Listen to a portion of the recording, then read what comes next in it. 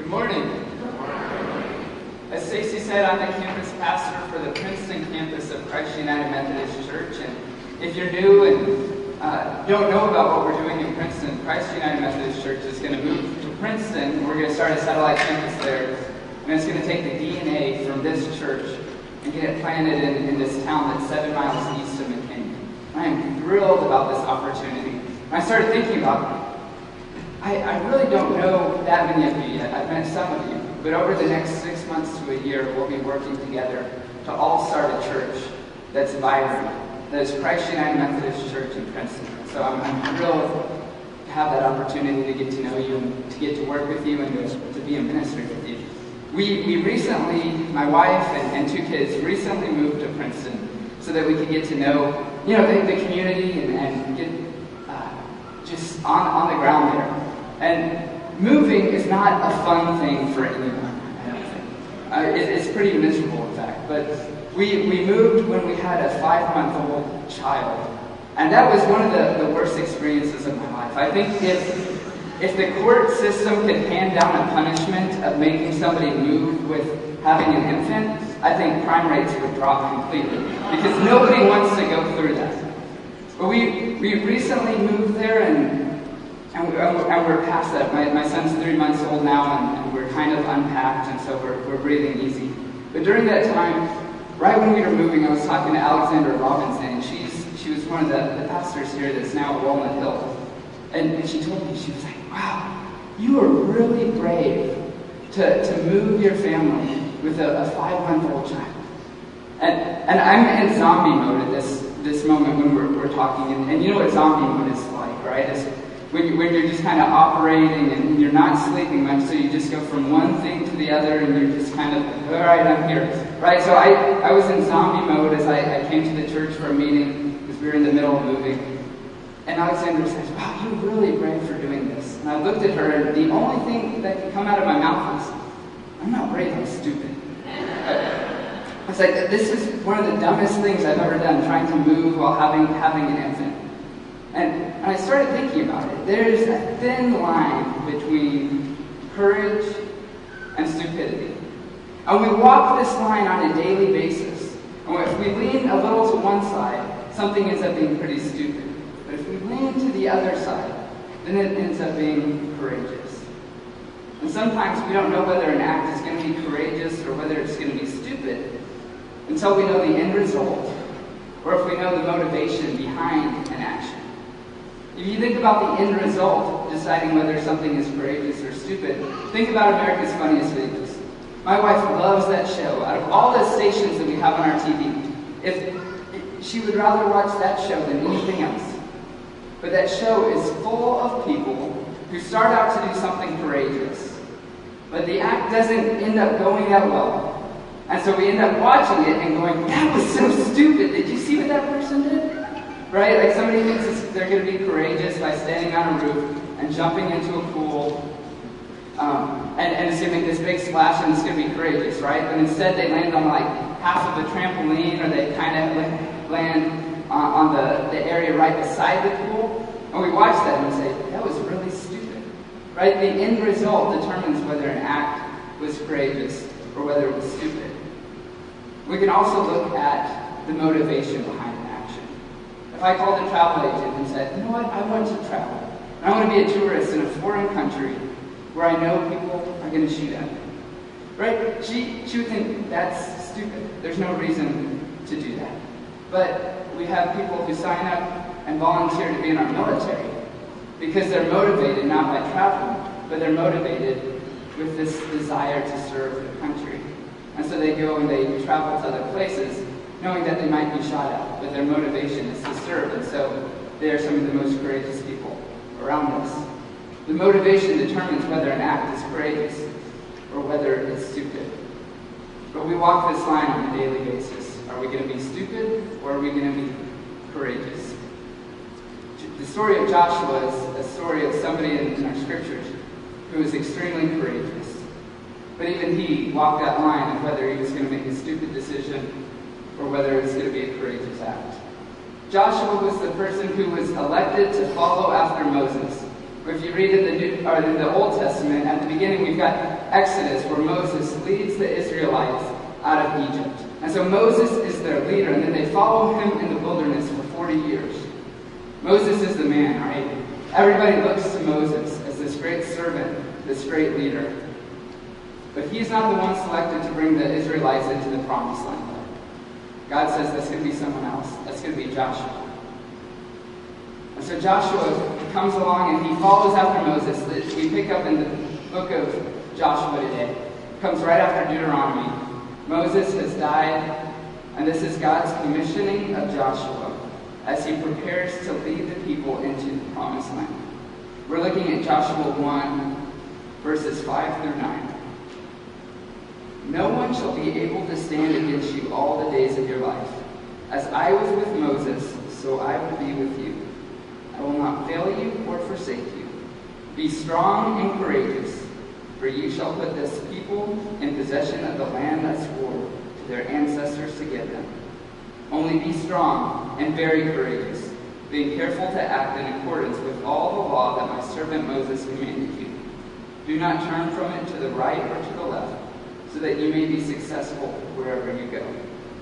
This book of law shall not depart out of your mouth. You shall meditate on it day and night, so that you may be careful to act in accordance with all that is written in it.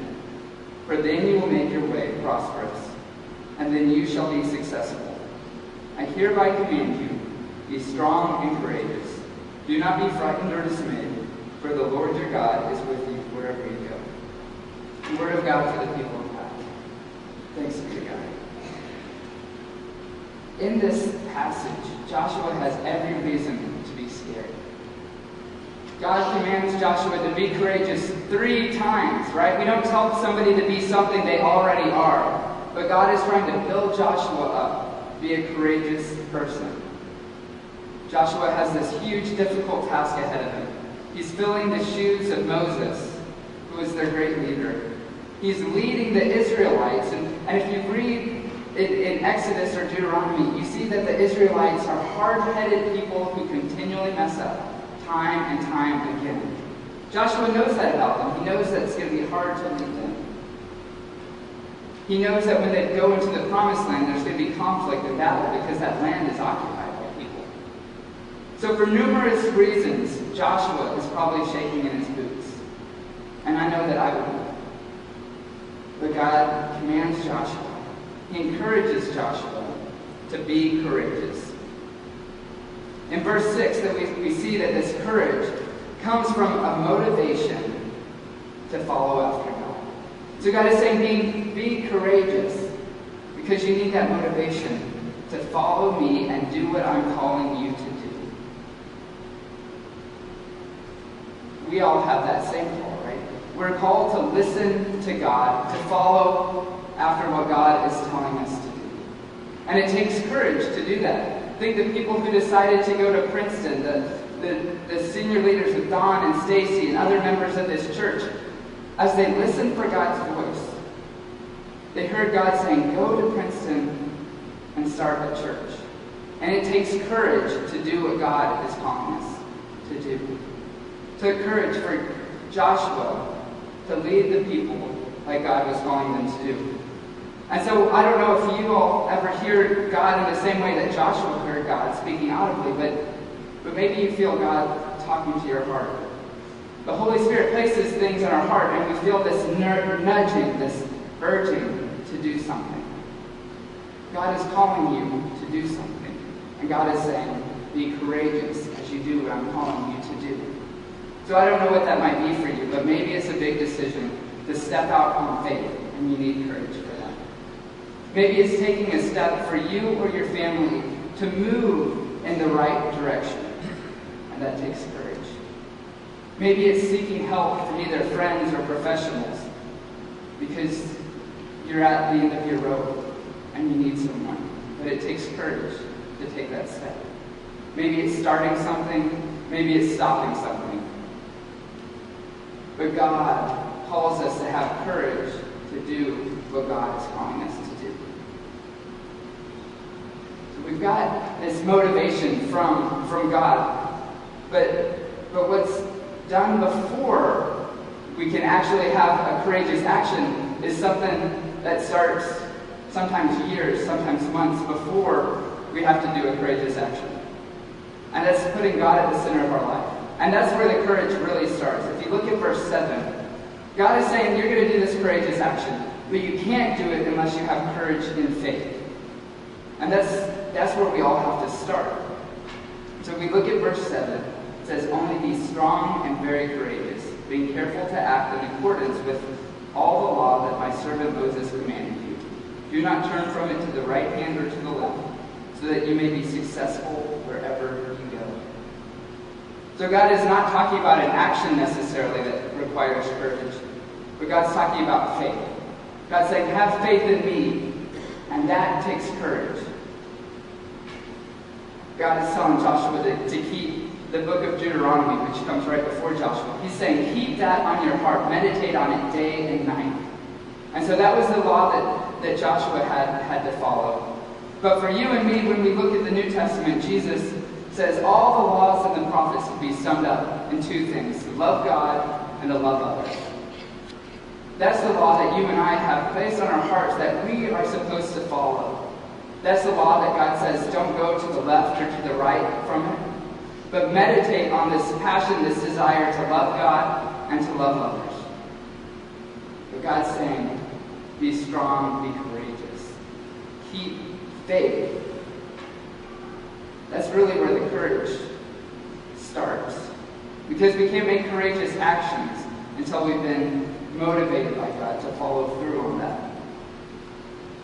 Because if we look at just human history, but we look at the news on a daily basis, and we can see people who started out to do something courageous, maybe started out to do something good, kind of like in verse 6, courage is following through with what God calls you to do. But verse 7 is the key part. It's having faith that guides you throughout your actions. Because if we look at the news, we see people who set out to do what God was calling them to do, and then somehow they forgot, right? They forgot that God was calling them to do it, and they start trying to do it themselves. We see this with maybe CEOs or people in the government who have started out to do something great, to be servants of others, and then they make a decision that is no longer courageous, but it's stupid. Right? They forgot about the law of God, to love God and to love others.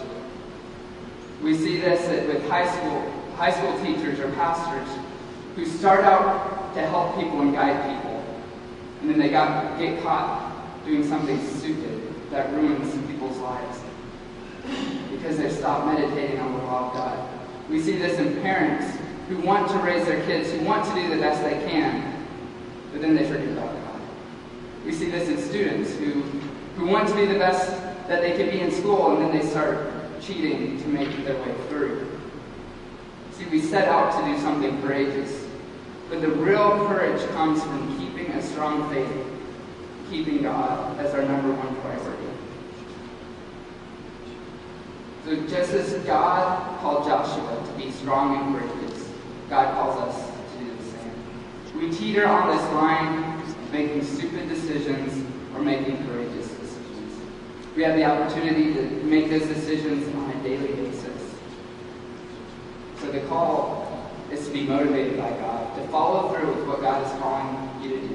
Whatever God has put on your heart, take that step of faith, knowing that God calls you to do that.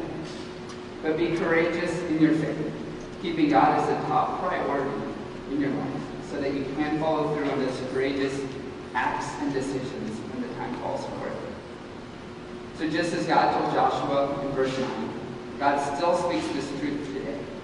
God tells each of us to be strong and be courageous, to not be frightened or dismayed, for the Lord your God is with you wherever you go. Please bow in prayer with me. God, we so much want to be a people who are courageous. And so many times we just turn a little to the left or right, God, and we end up making a stupid decision. But dear God, you're there each step of the way, and you guide us. And you help us become courageous again. So our prayer this morning is that we can step out in faith to do the actions that you were calling us to do. Take those steps of faith. God, we pray that we can meditate on your law, to love you and to love others. That you call us to a place of courage, and you tell us that we will be prosperous and successful in serving you and loving others when we do that. We pray all this in